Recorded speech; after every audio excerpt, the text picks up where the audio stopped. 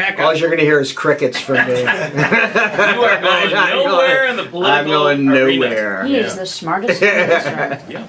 Yeah. Tim Reed, you have some news here today. By the way, first I want to know, are you really moving? You're still over in that old location. We're still in the old location. Hopefully we're going to be doing a walkthrough of the new location this morning. Oh. Close tomorrow. Wow. But we're not going to move until September 1st. Because You mean it just, you couldn't put... it'd be nuts. Especially with... and you need a little... after the Boilermaker, you need a little bit of downtime, a couple of days before you start planning for the next one. But we are going to be looking at the building to certainly support this year's race. And, we're going to take a walkthrough with security, with medical and those things. So it'll be somewhat of an operational building, but, as far as offices, they will and not probably be will be an operational building once you're there, right? Oh, yeah, For the it'll be Boilermaker. fantastic. Yeah. For those who don't know, the building is right down across from the brewery. Yep. Right over in that area. Okay, so what's the news today? Well, the news today is that we're once again going to be supporting a run overseas. This year is going to be Kuwait. First time that we've gone to Kuwait. We've done 3 races in Afghanistan, 3 in Iraq.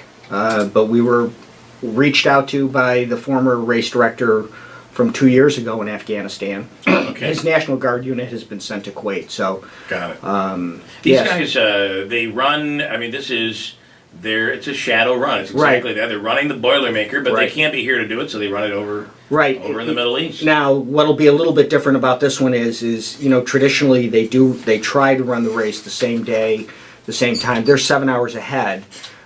Saying that the temperatures are just so extreme that in the Iraq races they would have to really start at dawn, because as soon as the sun would come up it'd go over 100 degrees. So think about those temperatures. We worry about when we get warm weather here from the Boilermaker. You don't have to worry about the humidity. Yeah, it's the heat. Unbelievable. Okay, so and this is a great. I remember following this last year. You had special T-shirts, right? Whole, 9 yards. Yeah. So this year we're doing something a little different, because one of the problems we have is because we just don't know how many troops are going to do it. We don't know what their shirt sizes are. So instead, we've come up with what's called a chill towel, which is basically it's a piece of material that's been treated. And what happens is when you get this thing wet, you just wave it slightly, it'll lower the temperature by 10 to 20 degrees. Really? Wrap it around your neck. Wow. Yeah. So it's a towel that cools off. It's a towel that cools you off. Do you have one right there? Yes, I do.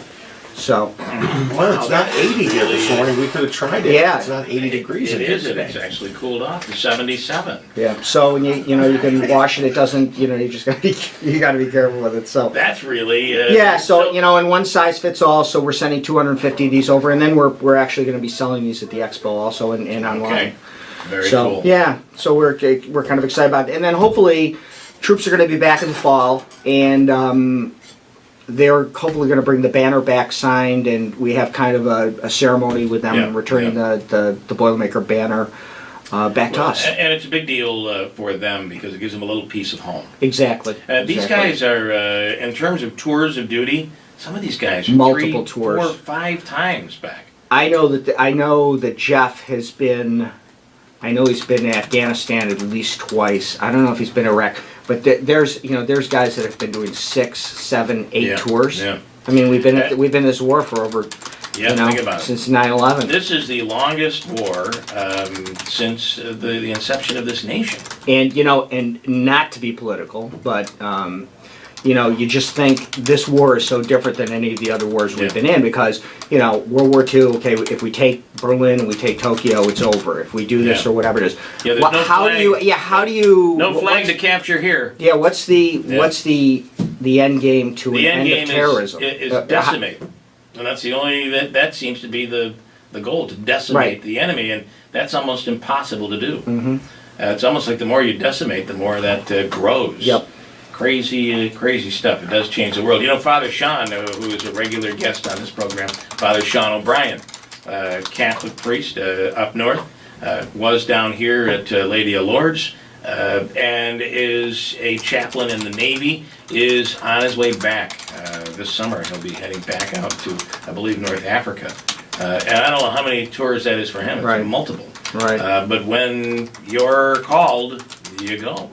So that's why I think this thing is awesome. Yeah. So, okay, so it looks like and who's moving into the building, the current Boilermaker building right now? It's a guy by the name of Bob Harrod. He's going to be putting in. It's going to be probably a very similar concept to the Thinkubator that's 2 doors down from us. Okay. It's a technology firm. I think he's going to be renting out some space to other people in regards to it. But it's a great fit for the building. If I could have chosen anyone for it, Bob would have been the guy. All right, nice job, Tim Reed. Yeah. Well, thank you very Okay. much.